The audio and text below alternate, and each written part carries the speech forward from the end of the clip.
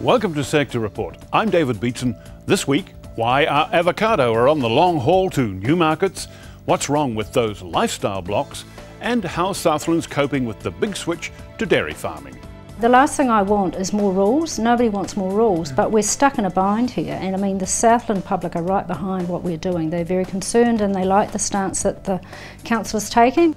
Well, the hottest story in rural Southland is the row over plans for new controls over farmers who want to convert more land to dairy production. Environment Southland thinks the province has exhausted its ability to cope with farm waste. So it wants farmers to prove they can comply with their waste management requirements before they convert any more land to dairying. The new rules for consent were supposed to be in place last Christmas, but the protest was so hot and heavy that the change has been delayed while more consultation takes place. Our Rural Affairs correspondent Drew Chappell went south to test the temperature. Nobody's got the right to pollute. Nobody has. Russell McPherson is fed up. He's talking about Environment Southland's attempt to push through new controversial dairy conversion guidelines, rules which would see the status of conversions changed to discretionary under the Resource Management Act. 25 years ago there was very few dairy farms in Southland, but there's been a huge change in land use down here, and some of that's been driven by the fact that sheep and beef farmers haven't been doing so well, so that a lot of them have converted.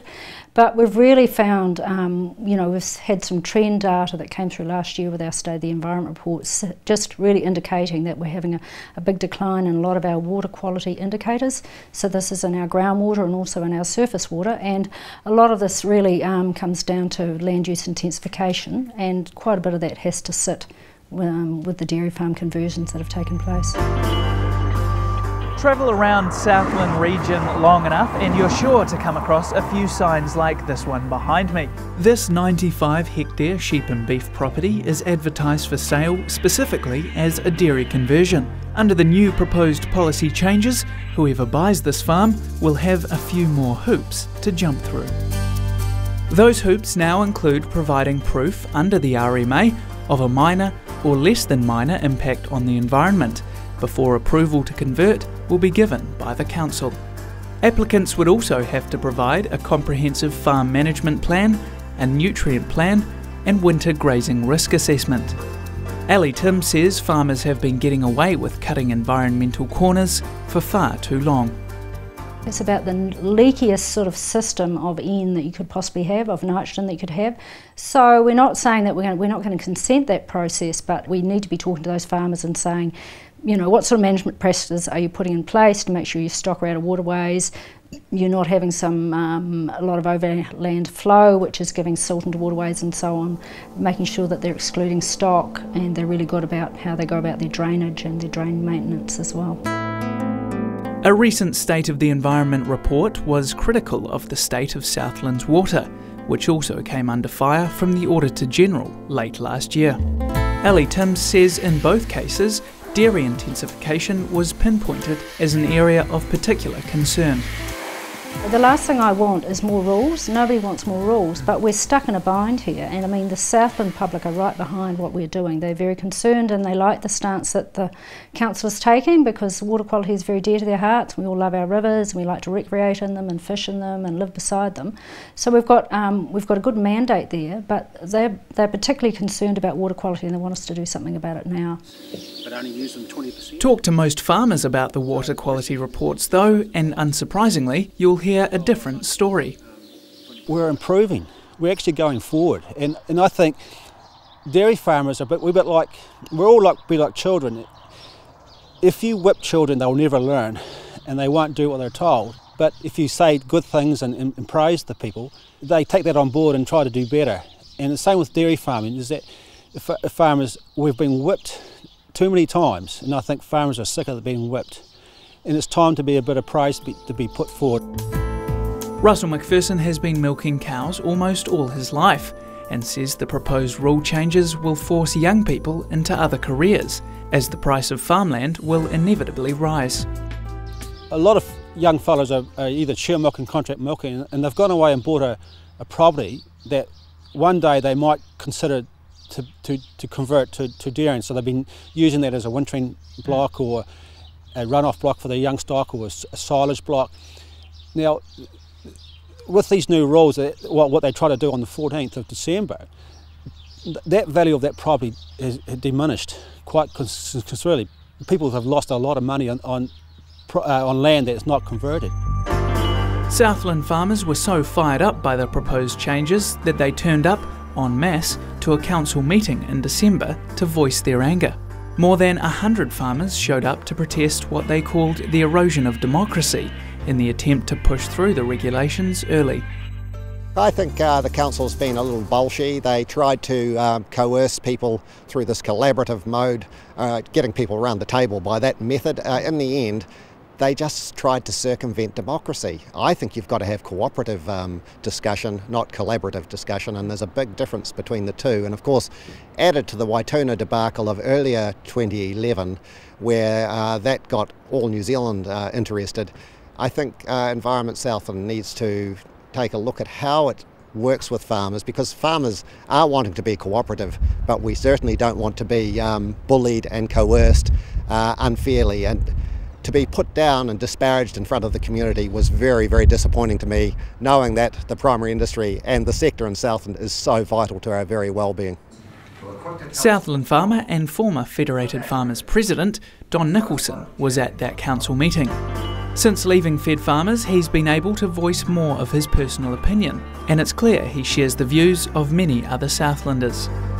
This division that we have in society, the primary industry, especially the dairy industry versus the rest, is just nonsensical. It's not healthy for this country. People talk about brand New Zealand. Well, the people that damage brand New Zealand are the people that get the media attention with the negative and disparaging stories every day. We don't need it. I wish it could stop in 2012, but that would be a pipe dream, I think.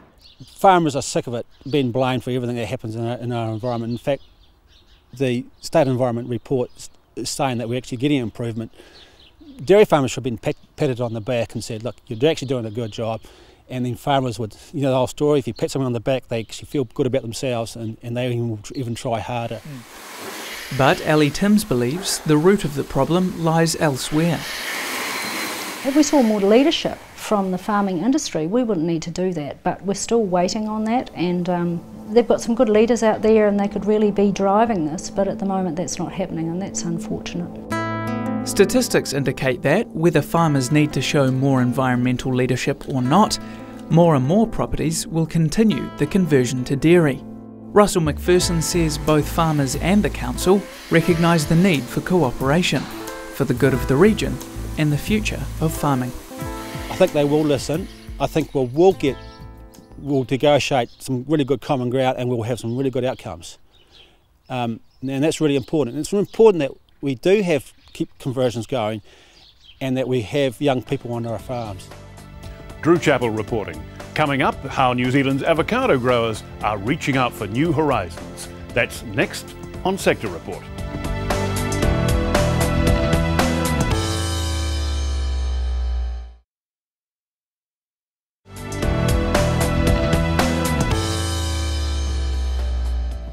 Welcome back. New Zealand's avocado growers have got a classic problem on their hands. Great crop, dreadful prices. Exports could be the answer, but there's a problem there too. Up till now, the major markets in Europe, America and Asia have simply been too far away for the delicate avocado. But now growers have embraced a new technology that suspends the ripening process long enough to ship a New Zealand avocado halfway around the world. The first trial shipment has reached the market in France, and here's more from New Zealand Avocado Growers Association Chief Executive Jen Schooler. Jen, welcome. Okay, you've had your first trial shipment off to France, left in December, I understand. Yes, I did. Have you got some results back? I have, David. Thank you very much. We've had, so the first shipment went to France under dynamic controlled atmosphere and DCA. I'm going to ask you to tell me what that is in a minute. So it went to France, arrived just before New Year as a commercial trial under this new technology. Okay, how did the market take? The European market's always been of interest to New Zealand, particularly France and the UK, who have the most demand, the most sophisticated markets in terms of avocados. And that time of year, the South Americans were still in the market, but the fruit was good, and it was the demand was there for New Zealand avocados. So we sort of came in between the end, or towards the end of the South American imports, and presumably ahead of the local crop. Correct, but ahead of the Spanish crop, which is nearly in the market now. You mentioned this dynamic climate control system. What is it, and what does it do? So, dynamic controlled atmosphere. It's a technology developed. It had been developed overseas, but we started evaluating it in New Zealand about 2003 with forced grants, and Plant and Food and more recently AgMarkt have funded this research further on this. I'm not a scientist, so I'll put it in layman's terms. Thank you. I wouldn't understand it if you did. But if you look at an avocado, you can actually test the level, which they call the stress level, at which damage starts. So what they do with DCA is they lower the level of oxygen to just above the stress level. It effectively hibernates the fruit for the journey, and at the other end, provided the journey's been for 4 or 5 weeks, not shorter, the ripening period at the other end is quite short, meaning that you'll get a very good quality avocado available for consumers at the other end. Okay, so when you take them out of hibernation, is that a sort of managed release, or absolutely what happens? So it's really important to get that side of the whole supply chain needs to be very well looked after. The avocados will come out green, so they'll be out of the container, they'll be still very hard, very green, and they'll go through an ethylene ripening process, so with a bit of ethylene, a bit of temperature, probably 5 or 6 days, and then be ripened, available for the consumer in France. Okay, it all sounds very technical, very scientific. All these things, do they actually have an impact on the fruit, and how do you manage it so that they don't, and so that the consumer is not going to get concerned about all this special management that's going on?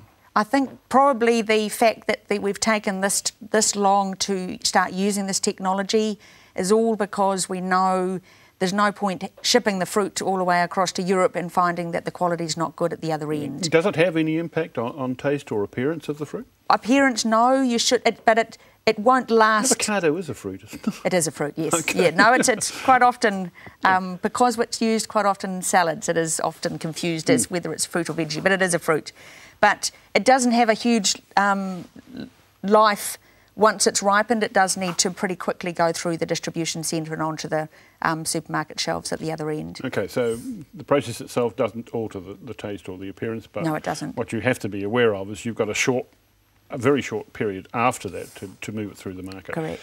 Were there any special market entry issues that you had to address? I mean, we've been fighting for centuries, it seems, to get apples into Australia. I mean, so avocados walks into France with no trouble.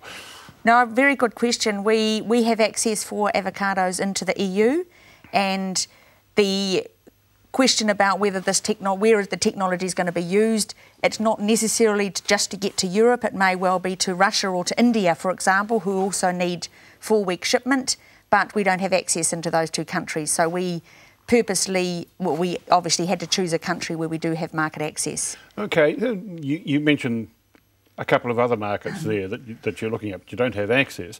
Presumably we can negotiate access. What are the other markets that you're looking at now that you've trialled the technology, you've seen that you can ship over long distances for the first time? Where do you look next? Certainly the 2 European markets, France and the UK, I know there have been opportunities in the past, perhaps for a niche period in Spain even, who grow their own avocados. Russia's been a country that we've always looked at to see whether there's demand in Russia. It's all about customer demand. It's all about building those relationships so that they do know about New Zealand avocados. India remains we had a crop of 5.9 million trays this year and 3 million last year, so we had a significant increase. We're predicting that within the next 5 or 10 years we'll be up to 12 million trays. So that's a lot of New Zealand avocados that we have to find new markets for. So we will certainly be exploring Asian markets, and China and India are certainly part of that area we want to explore. When you look at the scale of those markets, I mean, this constitutes a revolutionary change for you in terms of potential demand, potential market.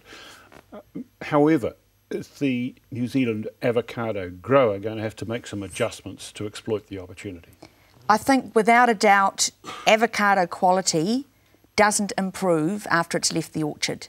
So the longer we've got it in storage or in transit, the better the quality has to be. So we can't stress enough the importance of making sure that best practice is followed in the orchard and throughout the supply chain. But quality starts in the orchard, and that's really where we've got to make sure we are growing and looking after the avocados very well. What's New Zealand's point of difference? What is it that we do with avocado that no one else can do? 99% of our avocados are Hass avocados. One of the advantages with just having one crop or one variety is that we know very much what the conditions to grow and to manage the Hass avocado. Is this a popular variety? It is. Globally? Globally, it's where everyone's moving towards. Even in Australia, they grow avocados. They've probably got 10 varieties that they market. We market Hass avocados, and they tend to be larger from New Zealand. We have a slower growing time, because we're not so hot, and avocados are on the tree for 18 months. And so the oil content of New Zealand avocados is actually very high, so that creamy, delicious taste you get of New Zealand avocados, which you don't get from some other countries.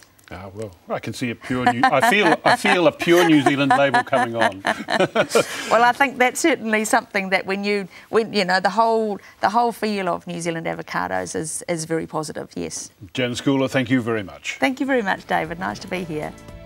Jen Schooler, Chief Executive of the Avocado Growers Association. And next on Sector Report, more and more New Zealanders want a taste of rural life, but is that really good for us?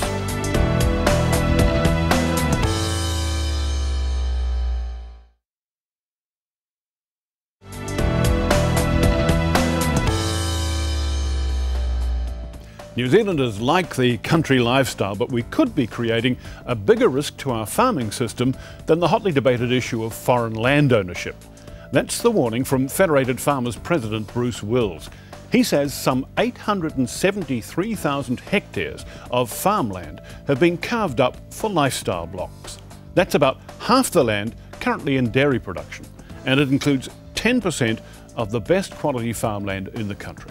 Our next guest is a member of the scientific team that pulled those astounding numbers together. He's John Diamond, Senior Scientist with Landcare Research.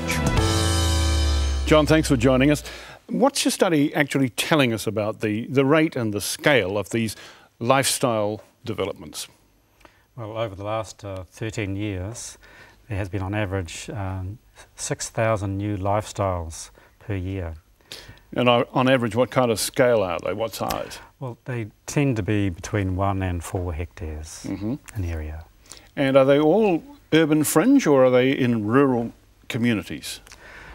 They tend to be more closer to the urban fringe, but it's not so much the number of lifestyles that may be alarming, but the fact that quite a few of them are actually occurring on high quality land. I wanted to come to that in a second, but I want to get an idea of where it's all happening, because one of the things I noticed in your report was it seemed that they're a heck of a lot more popular in the North Island than the South. Any particular reason for that? Well, we think it's mainly driven by population pressure. So it's where you have a high population, that's where the demand for lifestyle is coming from. So it's in Auckland, Waikato and around Christchurch where there's the main demand. Now you mentioned a second ago about your concern that it was high quality land that was being lost. What proportion of these developments are taking place on what you would categorise as high quality farmland? About 20% of lifestyles tend to be on high quality land. And how do you judge what is high quality? Well, we have a standard methodology. High quality land has high quality soil, and there are no limitations for plant growth. So it's a deep soil, it has good drainage, not too fast, not too slow, and no climate limitations. So that's the definition of a high quality soil. I mean, is this definition being used at all by the planners who permit the lifestyle development? Not really. Some district councils are starting to do that. I have noticed that the Palmerston North City Council have put a new land use planning plan into well, it's a proposal stage, and they're proposing that there's to be no development of lifestyle on Class 1 and Class 2. Can you tell me how much actual production potential is being lost? No, we can't really tell you that because we don't have the detailed figures of production on a spatial basis. But there have been some studies that suggest that most lifestyles are not productive at all. Not productive at all? Not productive at all. Basically, they're producing food for the occupants and tenants only. Okay, well, let's step back and take a more global look at the thing, because New Zealand is a net exporter of food, a very big exporter of food by world standards. Why should we worry? Because a lot of our food, our fruit and vegetables, is coming from that high class land, and that tends to be not our great export, tends to be for the local market. It's our dairy and our wool and our meat which is exported, and that's not necessarily on the high class land. Give me a picture of what you found to be the typical lifestyle block operation. You mentioned that people tended to be growing, if they grew anything, food for themselves. How typical is that, though, even in that sense, or is it just that they actually like the environment? By definition, lifestyles are properties where the income is not economic from the land, so the main income is from somewhere other than the land, so by definition. And so we've only included those lifestyles in our analysis. Now, obviously, there's a lot of urban fringe farmers have made a lot of money out of carving up their land into these lifestyle developments. Yes. They seem to think that the economic incentive is there to do it. On a national strategy basis, do you think that economic incentive is really there? It is there for the individual, but for the whole country, I think that it's cutting off our future options. When you look at our total capital base of high-class land, that is 1.4 million hectares, already 10% of that is occupied by lifestyle. So it's like locking away 10% of your natural capital. One of the things I wondered about was, I understand that you used mapping from 1990 and 2008 to do your basic comparative work. Well, 2008 was the start of a recession period. Since the recession started, has this trend towards the development of these lifestyle development areas, has it increased or has it stopped? Yeah, the analysis between 1990 and 2008 was actually on urbanisation of high-class land, but our lifestyle analysis was actually to 2011. But anecdotally, we have heard that it has reduced in the last 3 years. Give me the fundamental case for doing something that would protect, particularly that resource of high-quality farmland from irreversible loss. Because once it's gone into a lifestyle development, it's gone. Well, the house is there, the values all been locked down into the ground, and I guess you can't actually put a bulldozer through that and turn it back into a farm. Well, the main disincentive for going back to farmland is the price of the land. It becomes too high, and the farmer's unable to purchase the land again. So is that the fundamental reason why you'd say we need to do something? It's fundamentally irreversible because the land becomes too high in price. John, tell me, you've produced the report. Is that the end of the road? I mean, does it just sit there and you hope somebody reads it? And what are you expecting to happen now? Well, what would you like to happen? What would I like to happen? Yes. I'm a bit careful about making that kind of decision on behalf of people who actually live in these areas. I think you have to deal with it a bit on a case-by-case basis rather than getting too draconian. Yes. That would be my reaction. Yes. But I mean, do you expect that there will be some further analysis done to actually try and produce some guidelines for particularly the local authority planners who are going to have to regulate what happens?